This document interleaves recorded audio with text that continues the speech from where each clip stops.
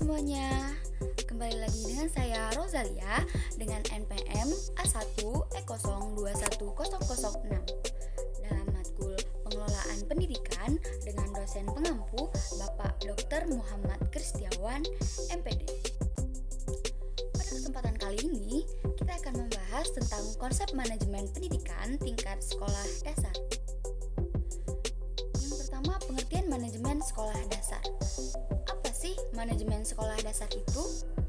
Manajemen sekolah dasar merupakan kegiatan mengelola atau mengatur sekolah dasar. Dengan kata lain, manajemen sekolah dasar berarti penggunaan orang-orang dan sumber daya yang lain untuk mencapai tujuan sekolah dasar tersebut.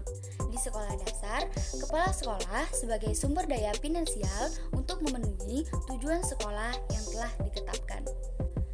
Dalam manajemen sekolah dasar terdapat peran guru-guru. Apa sih peran guru-guru dalam manajemen sekolah dasar itu?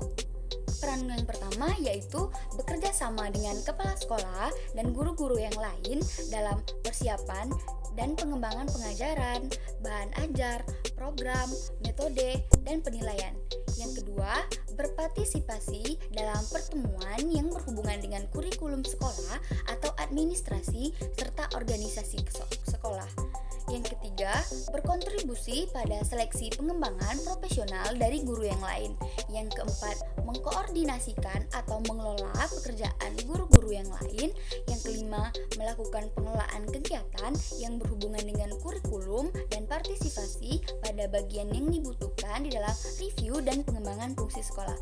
Dan peran yang terakhir yaitu berpartisipasi dalam tugas administrasi dan orang-orang yang memberikan dukungan kepada guru serta mengalokasikan peralatan dan material. Yang ketiga, kerangka manajemen sekolah.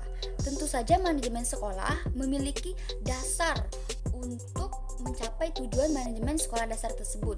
Yang pertama, adanya jadwal dan prosedur untuk perencanaan anggaran tahunan sekolah. Yang kedua, peran sekolah di dalam penyusunan anggaran tahunan. Yang ketiga, adanya laporan yang diinginkan pemerintah dari kepala sekolah mengenai kinerja sekolah secara umum dan pengeluaran anggaran. Yang keempat, adanya wewenang yang didelegasikan kepala sekolah. Yang kelima, adanya pengaturan untuk melakukan otoritasi pembayaran. Yang keenam, adanya penyetujuan prosedur untuk mengisi kekosongan pegawai. Dan yang terakhir, adanya pengaturan manajemen pada saat ketidakhadiran kepala sekolah. Kemudian, ruang lingkup manajemen sekolah dasar. Manajemen sekolah dasar memiliki ruang lingkup. Yang pertama yaitu perencanaan semua kegiatan dan program sekolah dasar pada awalnya yaitu pengakuan, pekerjaan akademik, kegiatan kokurikuler, ujian, promosi siswa ke kelas yang lebih tinggi, pertemuan pegawai, serta asosiasi guru dan orang tua. Yang kedua, distribusi kegiatan akademik dan kokurikuler di antara anggota pegawai sesuai dengan minat, kemampuan, dan pengalaman. Yang ketiga, persiapan anggaran tahunan yang menunjukkan penerimaan dan pengeluaran. Keempat, persiapan jadwal kegiatan.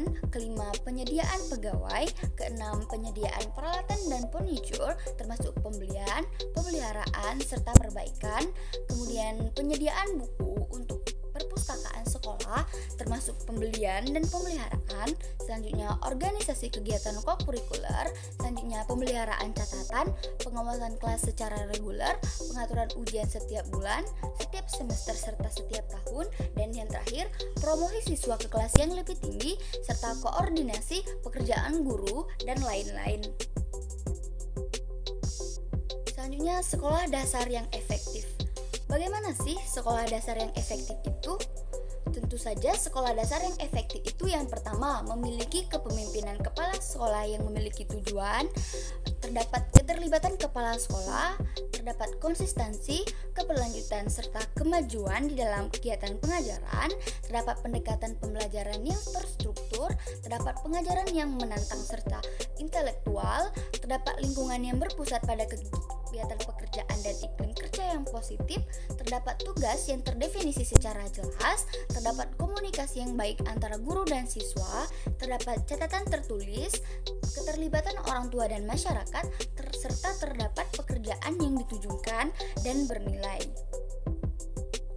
Lalu kemudian fokus manajemen sekolah dasar.